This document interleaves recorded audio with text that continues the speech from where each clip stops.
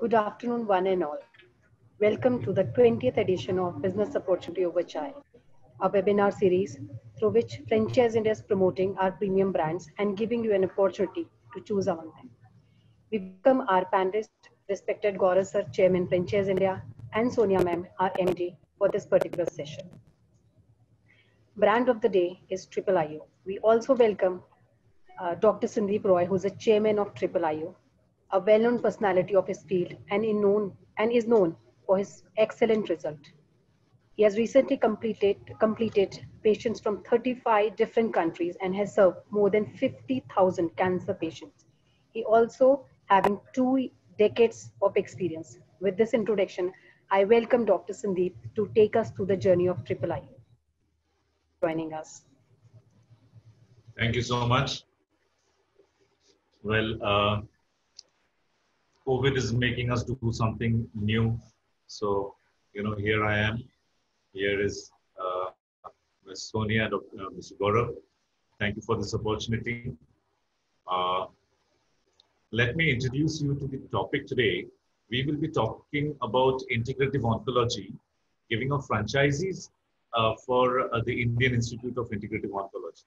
Now, what is integrative oncology? When a patient is diagnosed with cancer, the first thing that comes to their mind, and which is, of course, the first line of treatment, that is go to a hospital, get admitted, if surgery is possible, whatever the conventional treatment. But there are people who are, unfit for conventional treatment, who do not want to go for conventional treatment, or find it sometimes very expensive to go for the conventional treatment.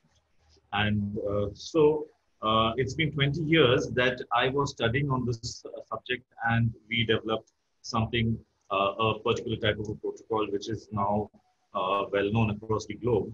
So I had written a few, I had published a few research papers. These are few of them, and now it is supposed to be the we are supposed to have the highest number of research papers in Asia.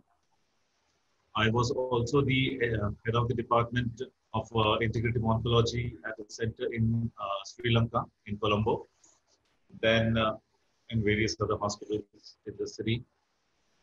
For the past 20 years, we have served patients from around 35 countries. And the conferences that, a few years ago, we thought of taking this global, and we thought of integrating all the systems of medicine. And so we started with a conference called the International Conference on Integrative Oncology. We have had 4 editions of those, and this year it became the biggest conference on integrative oncology in the world, which was also attended by the personal physician to Prince Charles of Wales.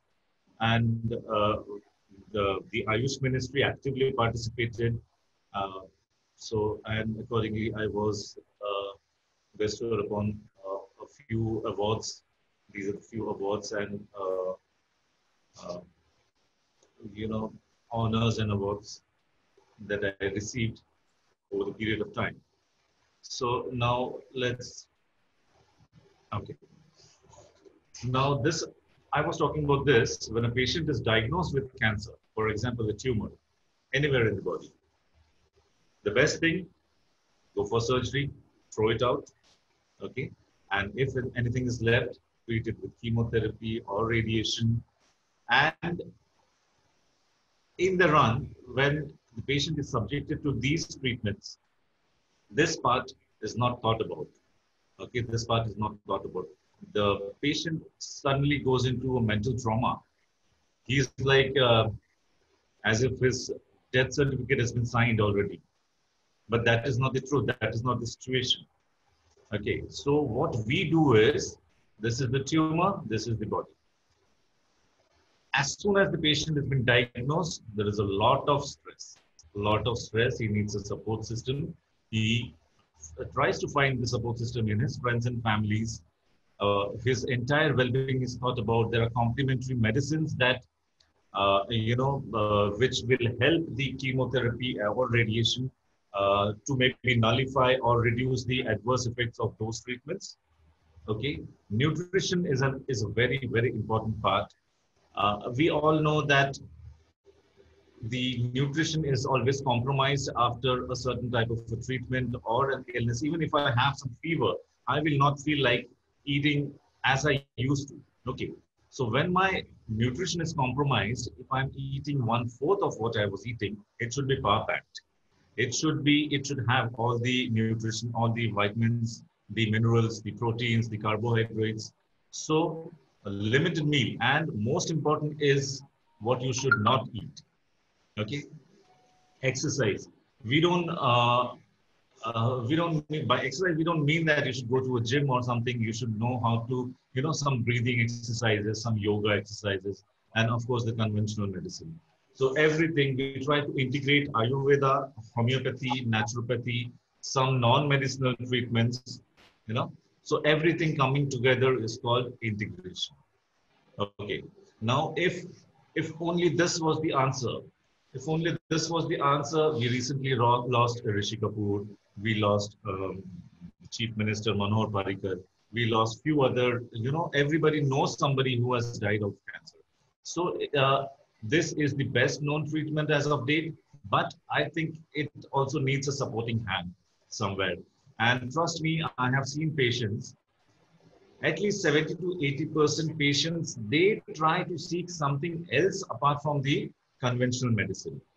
They will maybe hide and they have something, they won't talk about it to anybody, but they will surely have some other complementary mode of cancer treatment, just to maybe boost up their immunity, just to maybe reduce the side effects of the conventional treatment. There are many things. So what what type of treatments does integrative oncology offer? Now, integration, as I said, integration, there are many types of treatments like allopathy, Ayurveda, homeopathy, herbal, psycho-oncology. Psycho-oncology is one of the core treatments, that a cancer patient needs. Not only the patient, but the caregivers, the people who are around the patient, So there are treatments called something called mistletoe therapy, which is the second most studied mode of cancer treatment after the conventional ones. There is high intensity focused ultrasound, high dose vitamin C, some natural supplements, natural immunomodulators. Now here, these are the treatments. If I try to read it out, there's hyperthermia, high intensity focused ultrasound, which is FDA approved, colon hydrotherapy, B17, B3, blah, blah, and many more. Okay. Now, the non-medicinal treatments, hyperthermia, which we had started around, say, many years ago, which has now become the uh, uh, advanced mode of approved cancer treatments. Okay. There is high intensity focused ultrasound, which is once again FDA approved.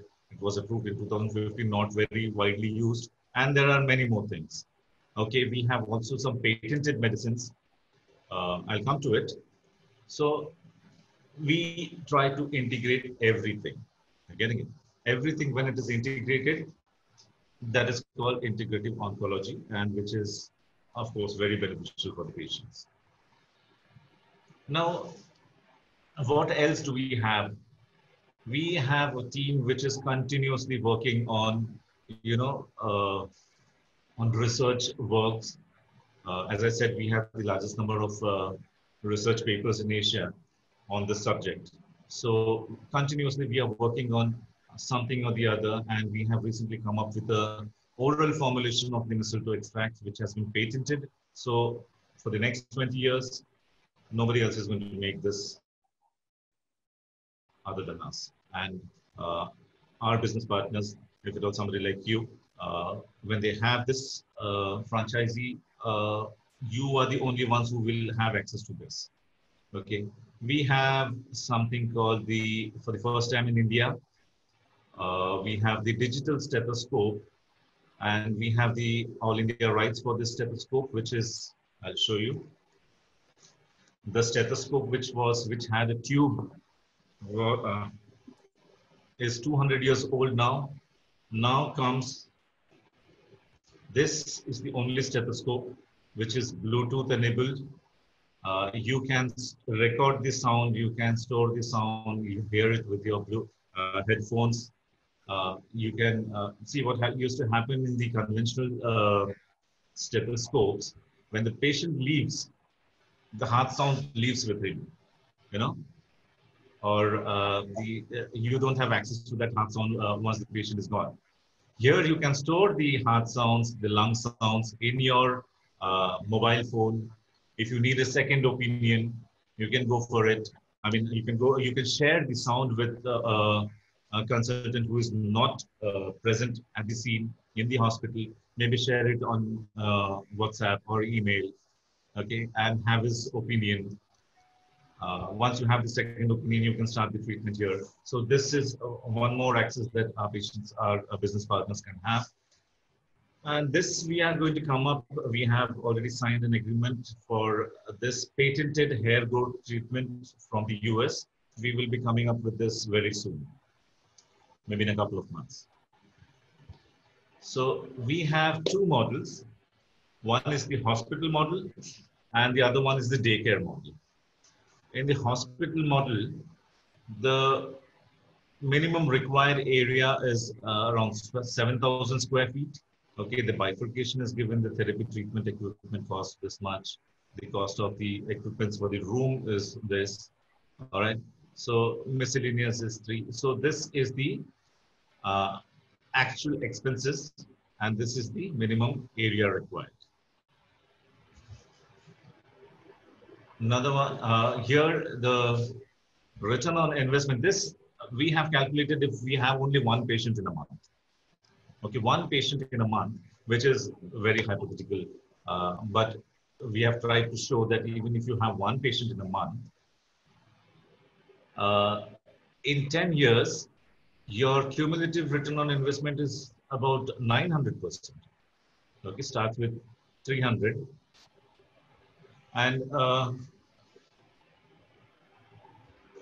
so on the first year, it is around 35% and goes up to 900%. This is if we have only one patient per month.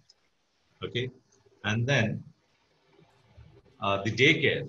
For the daycare, the patient comes in, takes his treatments, and goes back home. Next day again comes in. Okay, so here we have a requirement of 1,500 square feet. These are the bifurcations. This we can share with you later. So the total cost of the equipments and everything is given.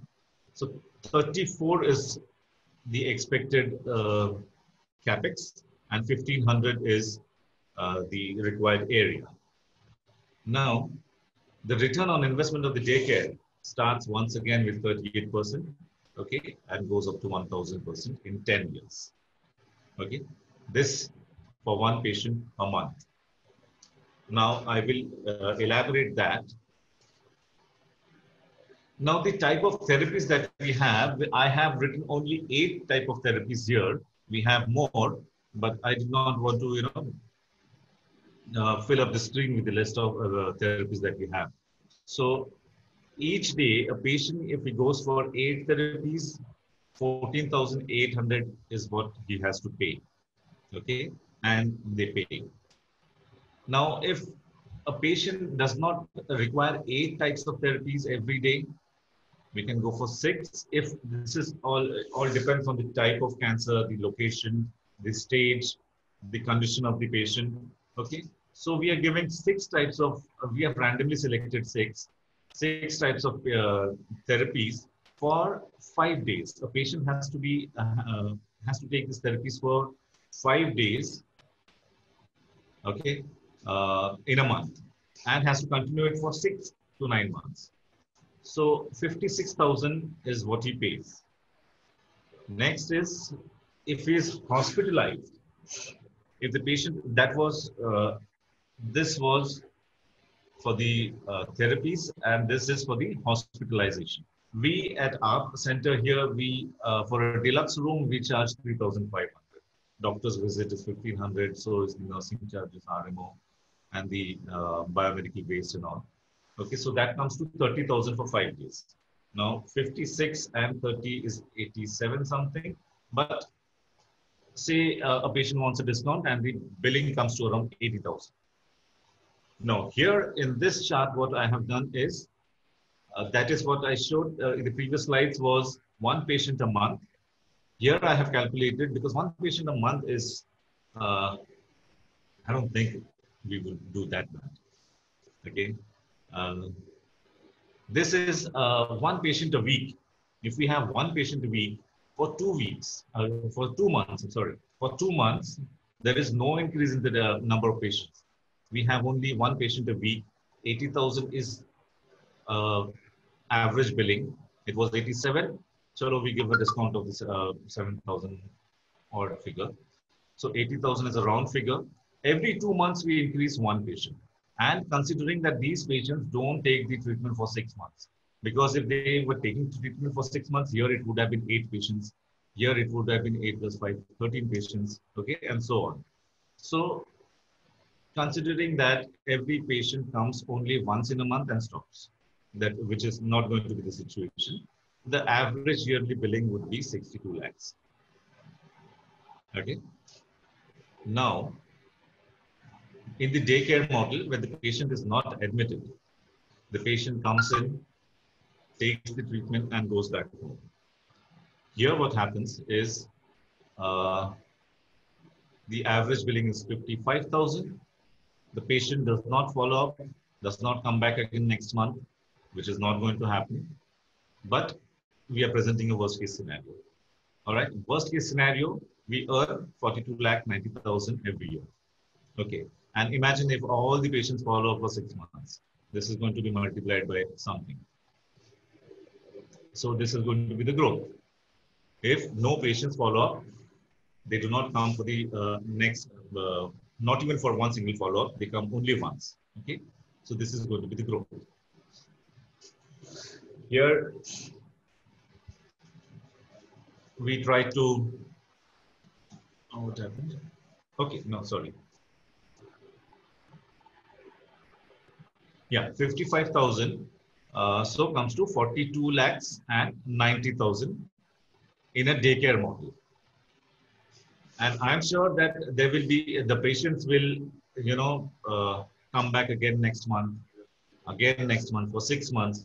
So if you try to multiply those figures, then, it goes somewhere. And that's it. It was short. I hope I made myself clear. Thank you, Dr. Roy. I think thank you very much, first of all, to come for this business, so to say, seminar and offer an opportunity to our audience. I know you're very busy and you're always doing a lot of things, and the kind of work you've achieved in this period, and I'm personally very impressed. So writing all these white papers, attending your patients, treating patients in 35 countries, all that in one life to achieve, I should say compliments to you. And you're also doing good work and good service. And I also feel, over the discussions I had with you, I think India should be the country which should really create healthcare, which is inclusive healthcare and integrated healthcare, as you're talking always, that how we can bring in our old medical science, Ayurveda, homeopathy, and a lot of other naturopathy and alternative medicine, and integrate with modern medicine. And I think there are a lot of learnings from there, which is for well-being and also what modern medicine has brought in. So I think this should be a very big learning, particularly personally for me, because when people get diagnosed with cancer, they always look west and they never look at capabilities within India because they feel that it's a sophisticated treatment and best would be done in the US and things like that. I appreciate that there is a lot of great medical capabilities there, but also I think in India we have much more evolved medical practices and so on, forth, which can benefit a patient. So I will not get into your subject of healthcare because that's something which I will leave it on but I will talk about a little bit on my subject, which is franchising. So first of all, I think it's we really appreciate that you actually approving that now you will be ready to have partners, because all these years you never had a partner. You build your own practice, and most of the great healthcare practitioners always build their own practice, their own hospital, and so on and so forth. They never let it out because they are not confident that the business model would be run by independent entrepreneurs. So I thank you for that, that you are now ready to share what you have learned over the years with other entrepreneurs so they can also benefit from the business model which has been created. So we always start with our presentation on what I call the 5 things, which is very important for franchising. And I'll start with few of them. One is credibility. You know, you are a practitioner's doctor, so it's not that it is coming from a corporate trade brand or a business owner who just wants to make money. So you are a responsible healthcare professional who has already done it and now passing that opportunity to another entrepreneur. So it comes with a lot of credibility. So I would say full marks on that. Second is, I think, which I would like your feedback on, is predictability. You know, this, you talked about only 1 patient a month or week with the 4 patients. And I think, what is the overall demand? How much is the demand, and who's the target group? What stage normally we get a patient coming to us? Which are the key markets where you see there is a market underserviced now, or how the current patients are being sent? Where are they going? And you mentioned that a lot of people don't want to go through surgery. They look at alternative medicine. Who are these people? So I will talk about a little bit on predictability. What is the size? So our audience should know that while we have taken a very conservative number of, say, 1 patient a week, what is the size? I mean, if you really want to go across India, is there an opportunity to do 100 clinics, 100 hospitals, maybe more, or so on and so forth? So that's on the predictability. Sustainability, I have no question, because I don't think you can put up a hospital in 84 lakhs or a daycare. You cannot even put up a small spa, which is a very low ticket. Even a salon, you know, I'm comparing, it's a wrong comparison, but I'm just doing a business to business comparison. If you put up a salon, you sell a haircut for 200 rupees, 300 rupees, and here you do the same treatment for, say, 50,000 rupees, and so on and so forth. So there is a huge ticket value, and here you're still doing a great job, you know, in terms of helping people in healthcare. So I would say, from a sustainability viewpoint and from affordability viewpoint, I think this is a great business. So I will stick to this predictability part of it, and I would like to understand a little bit on the demand side. What is the demand? Which cities? What is the kind of target group? What stage it comes in? So over to you, Dr. Roy, for your feedback. See, we have 1 million new cancer patients every year. Does that answer your question? Yeah, that's a very big point. Yeah. 10 lakh cancer patients every year, and number of them, trust me, a huge number of them want to try, a very huge number of them want to try complementary medicine as well. Okay, because there comes a time, you know, when the conventional treatment is not delivering what it had promised to or what we had expected it to. Okay, I am in a small city called Nasik. I had the opportunity I had options to settle down in Delhi, in Mumbai, cities like Pune and Bangalore. But because of, you know, my parents who are not very healthy nowadays, so it was not possible for me to move out of the city. So I stayed back here, and I got patients from 35 countries. Okay, so 35 patients from 35 countries coming down to Nasik. There are many patients who are not able to come down to Nasik. Okay, patients from Delhi, Mumbai, they call me, they call us, they call the office, and it is not possible for them to come down. Everybody is not able to come down to this small city without an airport. Okay, so the patients, the opportunity for every city, 1 patient a month is negligible. I lied that there will be 1 patient a month. There are going to be at least 20 a week. Okay, you can target 20 a day if you're doing good. Okay, so that is how big it is. Now, this type of treatment, we are the only ones in India who is doing exclusive integrative oncology. A couple of my colleagues, they have also started, but they are doing other things as well. And whenever a cancer patient comes, we take on the cancer coat and become, you know, try to treat that as well. So exclusivity is with us, and we are responsible. But I have traveled across the world. As I said, I was the HOD in Sri Lanka for a center. I know the hospitals, the integrative centers in Europe. I have seen them. I worked with them. In Thailand, there is one center who charges, you won't believe me, in Indian currency, it is 80 lakh rupees for 4 weeks treatment. In Sri Lanka, where we used to, I was the HOD, we used to charge 50 lakh rupees a month. And target audience was Australians and Americans, the Europeans. Okay, so that was the size. But unfortunately, for some reason, they had to shut shop. And here whenever we get patients from overseas, these patients tend to come and stay here for at least 4 to 6 weeks. Now, the figure that I have displayed was for 5 days. Imagine people coming for 6 weeks. I have celebrities from Hollywood. Okay, there's a singer. She has asked not to name her in public because she doesn't want it to. And she comes here, stays for 6 weeks, 4 weeks, goes back, and unfortunately she has been hospitalized now as we speak. So the opportunity is huge, the number is huge. Even if I say 3%, 3% of cancer patients, say 5% of cancer patients out of 10 lakhs, what is the figure? 50,000 is 5%. So 50,000 new patients are ready to take treatment, but there is nobody to give treatment because everybody is not able to come down to nursing. You go to Mumbai, somebody is practicing only homeopathy. You go to Delhi, somebody is practicing only Ayurveda. Okay, rest of the country, everybody is practicing only chemotherapy. Okay, now integrating everything together, there is nobody. We want to reach out to people. Okay, so we need helping hands. We need partners. Very good answer, and I think this gives a very big clarity on terms of to our audience that this is a large market to be addressed and a very serious problem to be addressed to bring in.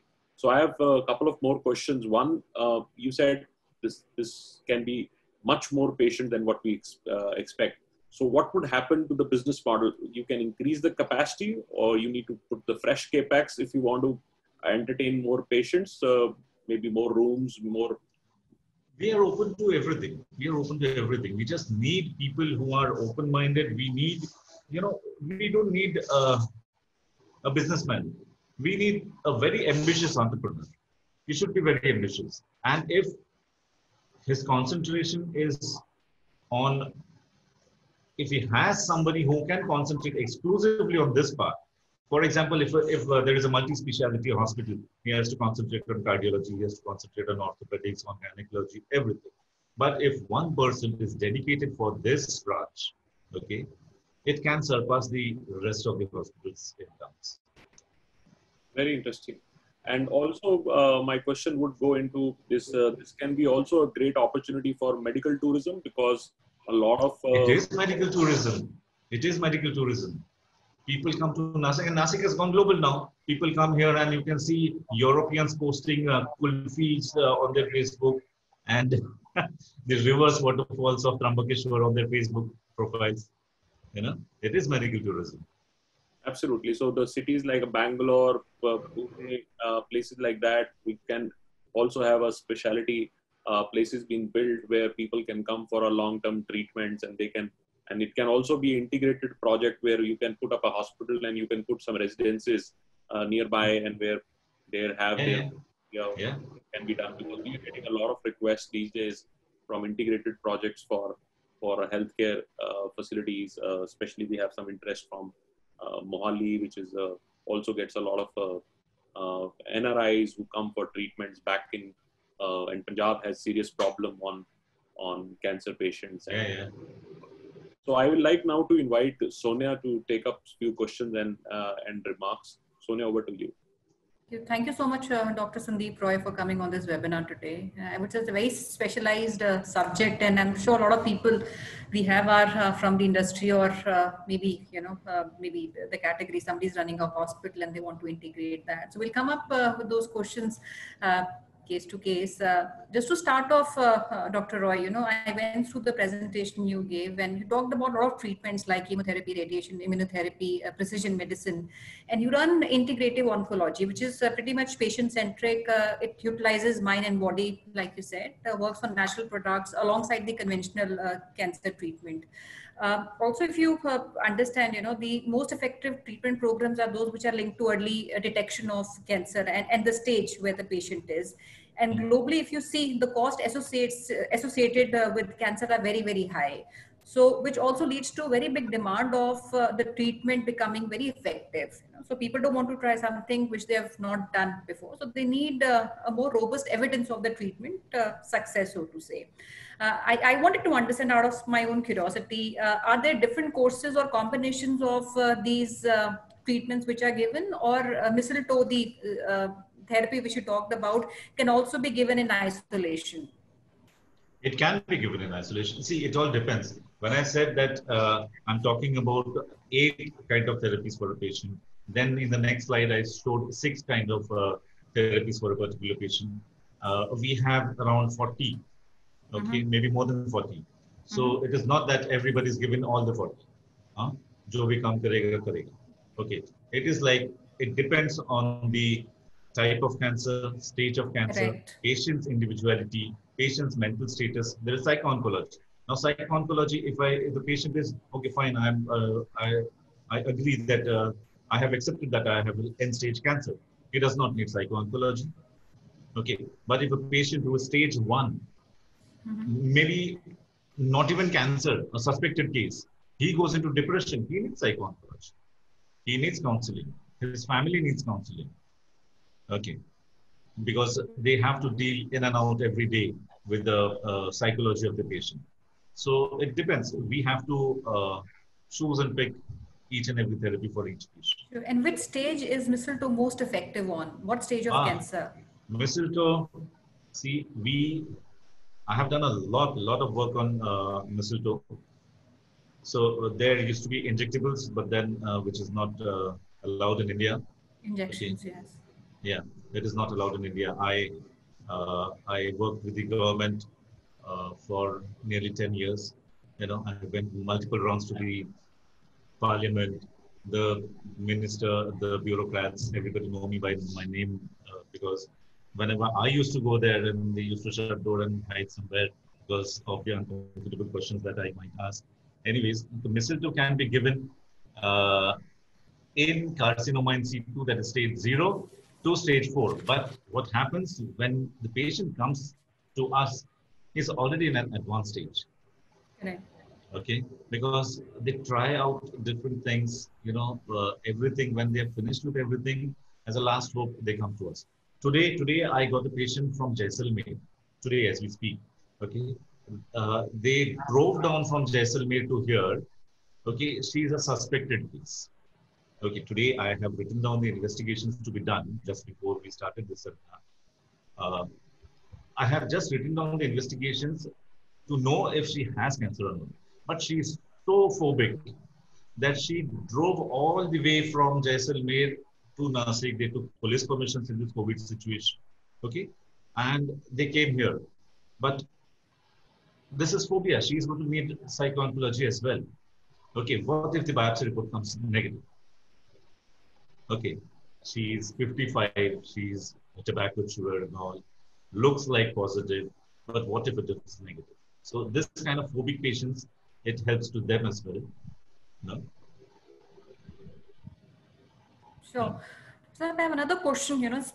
This field is very specialized. I don't know, my stats would be wrong. You talked about 1 million people getting affected every year, and there are almost about 2.2 million people already living with cancer.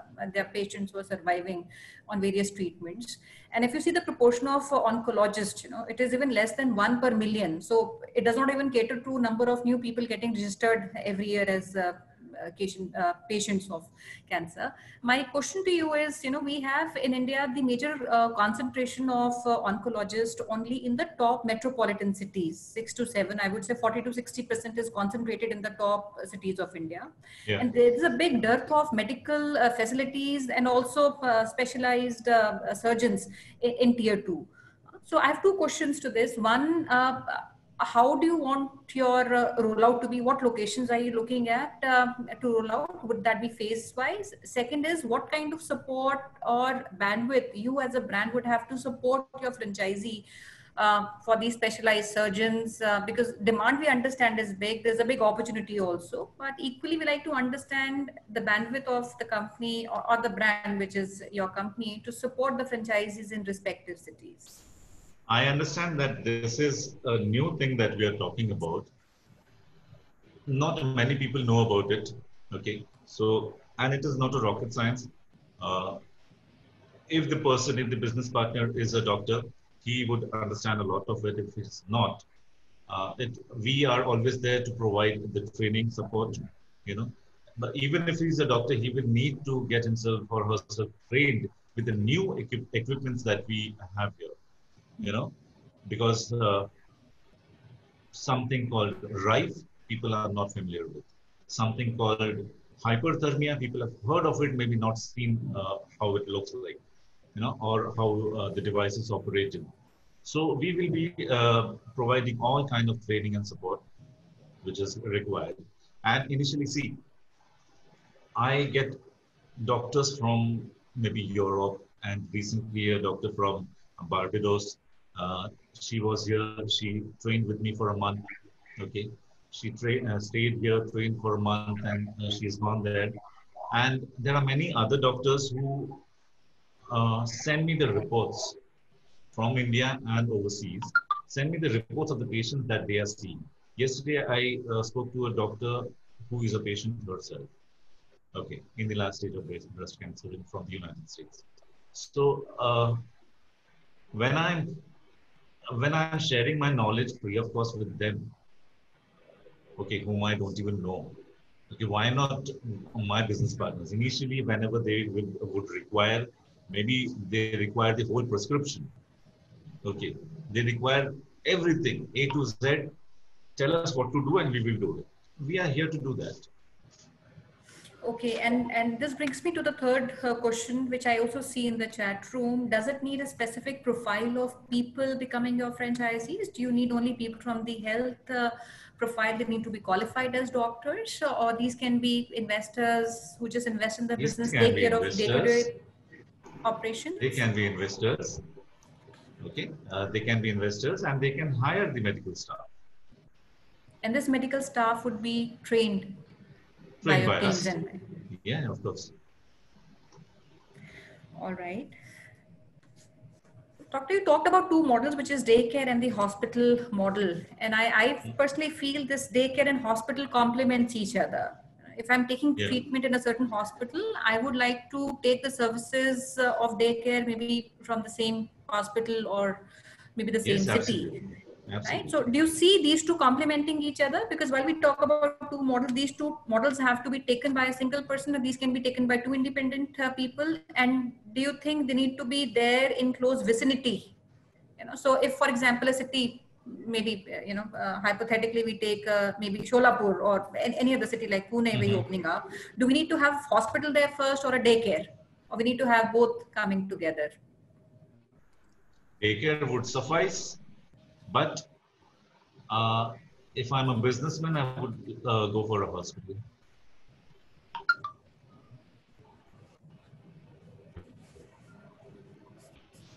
So, but do you think these two need to be in close vicinity of each other, the hospital and the daycare? And not necessarily. Okay. Doctor, you talked about, I see somebody. Yeah, so it can be rather separate, because from a daycare, you can really refer the patients even to say hospitals if required. Hospitals. Yeah. Okay, Doctor, I have somebody who wants to understand, how the business economics works. While you gave some numbers in terms of number of patients in a month that would come, and we took those scenarios on the worst case, considering the lowest number of patients that would come in. Can you give us some numbers of how your current center works, one, and what kind of expenses a typical center would have? We talked about the amount annually one center can make on the downside, but what are the kind of expenses and what are the margins one can make annually on that? Annually? Yes. I think while we moved very quickly on that slide, I think that's the reason we have a lot of questions coming on the margins. Which one? I think the last few slides, which had the margins and the annual sales one can make out of both these models. Can you bring up that slide? Is it possible?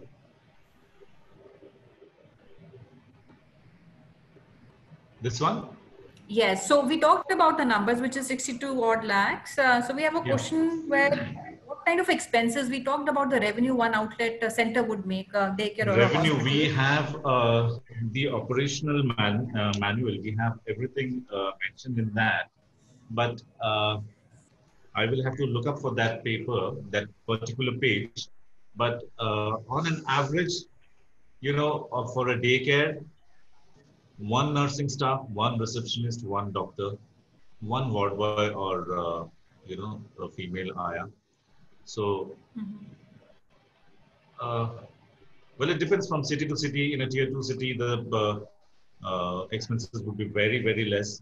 Whereas in a metro like Mumbai, the expenses can be double of what it's in a tier 2 city.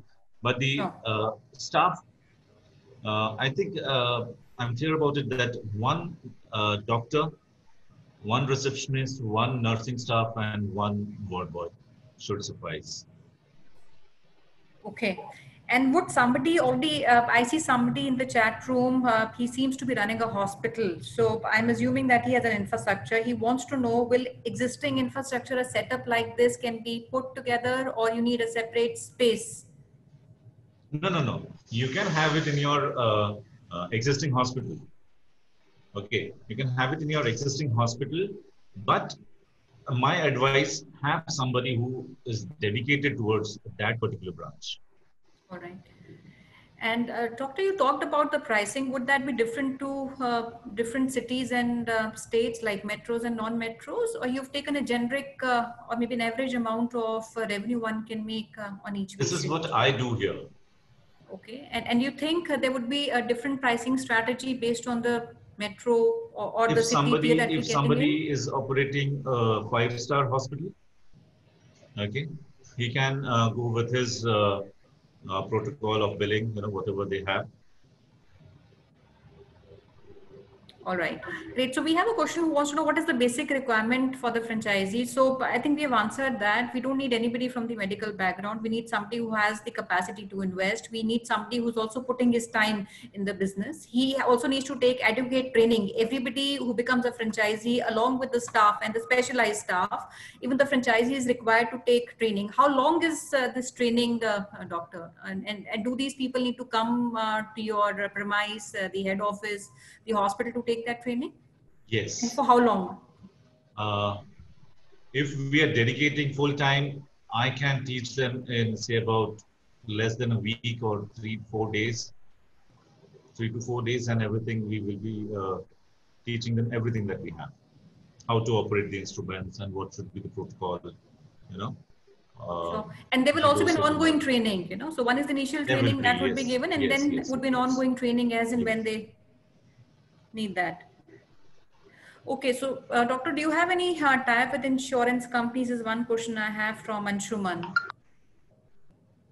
Sorry? Any tie-up with insurance companies? So that's one of the questions we have. Insurance companies, we are working on that.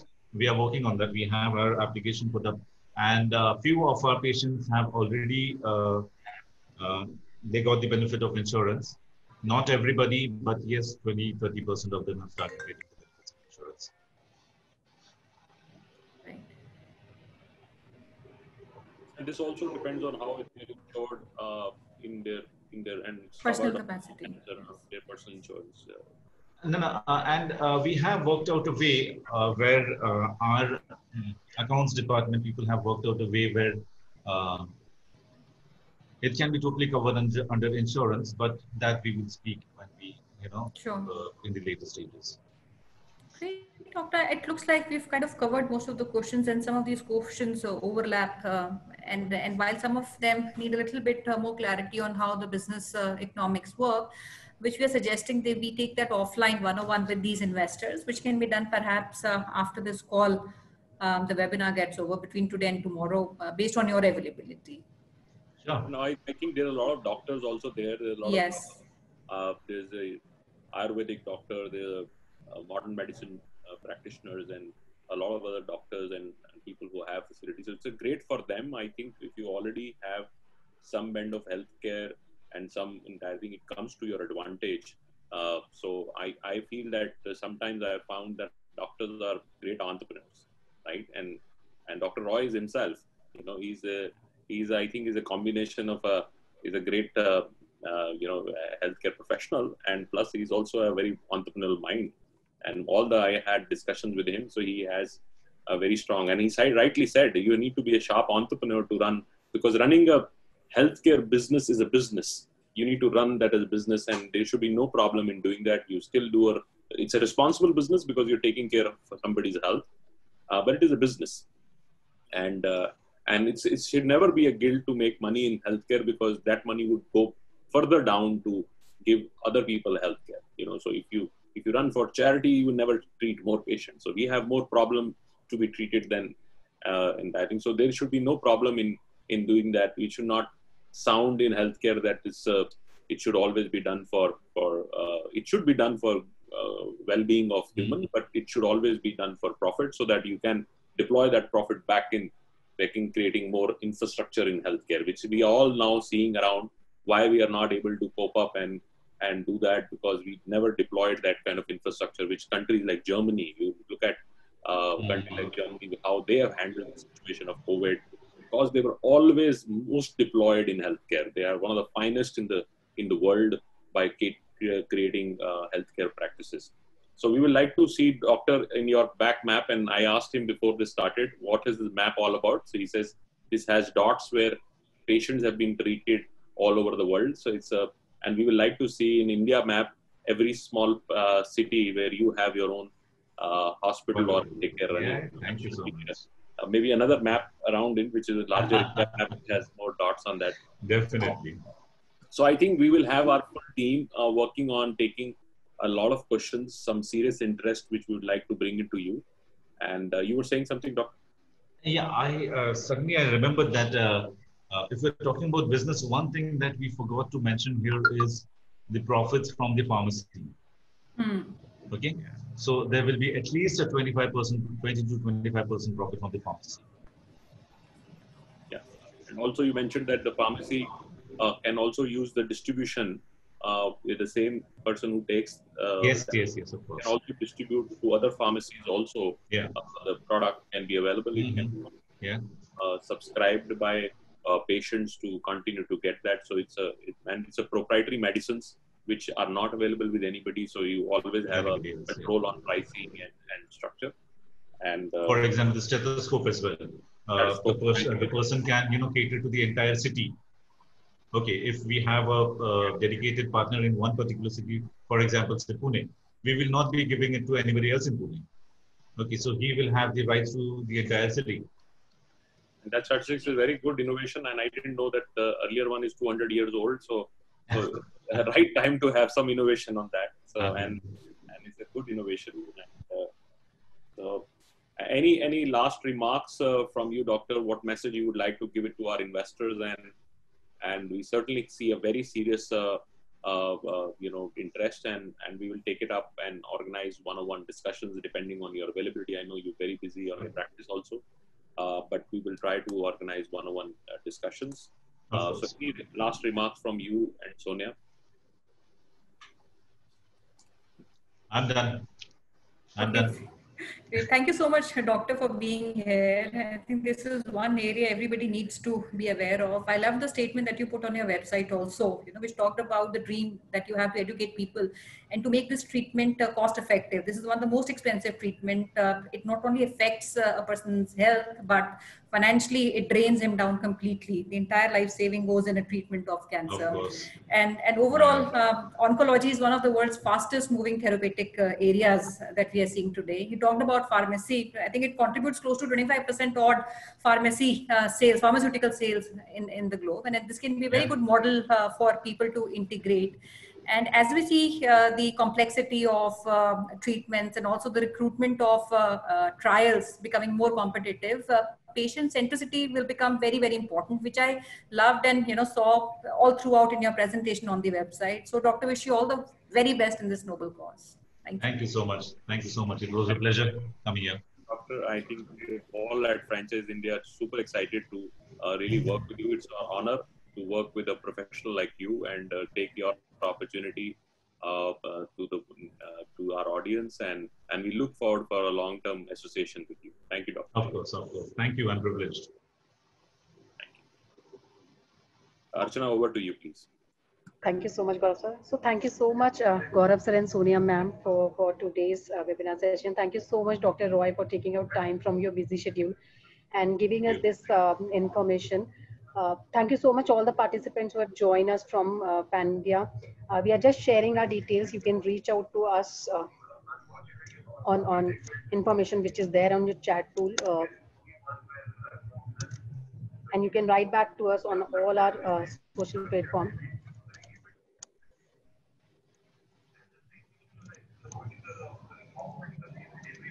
So these are the details where you can reach out Franchise India for any kind of the query, any kind of the assistance. We would love to help you with all the solutions. So thank you so much. Now, as highlighted by my colleague Dheeraj, tomorrow we are organizing a special edition, that is Sunday edition for very important brand. And we look forward to have you sharp at 12 p.m. for this great webinar.